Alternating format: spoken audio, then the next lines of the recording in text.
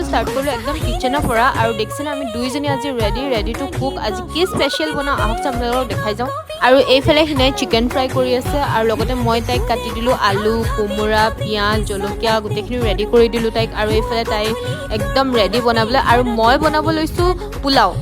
আৰু মই এইফালে ষ্টাৰ্ট কৰি দিলোঁ পোলাও আৰু বহুতে হয়তো ভাবিছে মই স্পেক্স কিয় পিন্ধি আছোঁ হয় মোৰ গাটো খুবেই বেয়া তেনেকৈ আজি খানা বনোৱাত লাগিছোঁ কাৰণ আজি খুব স্পেচিয়েল পাৰ্চন এজন আহিছে মোৰ ৰুমত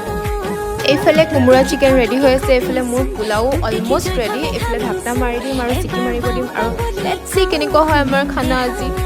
আৰু চিকেনটো কিন্তু হিনাই বনাইছে দেই তাইক সেইটো কাৰণে অলপ উঠাই দিছোঁ মোৰ পোলাও চিটি মাৰিলে দেখিছেনে আৰু তাৰ মাজতে হিনাই টেষ্ট কৰিবলৈ আনিছে চিকেনখিনি কেনেকুৱা হৈছে এয়া আমাৰ চিকেন ৰেডি হৈ গ'ল পোলাও ৰেডি হৈ গ'ল এতিয়া আমি খাম ধুনীয়াকৈ ছাৰ্ভ কৰোঁ আৰু আমাৰ স্পেচিয়েল মানুহজনীক সোধোঁ যে কেনেকুৱা হৈছে আহকচোন আপোনালোকক লৈ যাওঁ সেই স্পেচিয়েল মানুহজনী কোন দেখাওঁ এয়া হৈছে মোৰ মা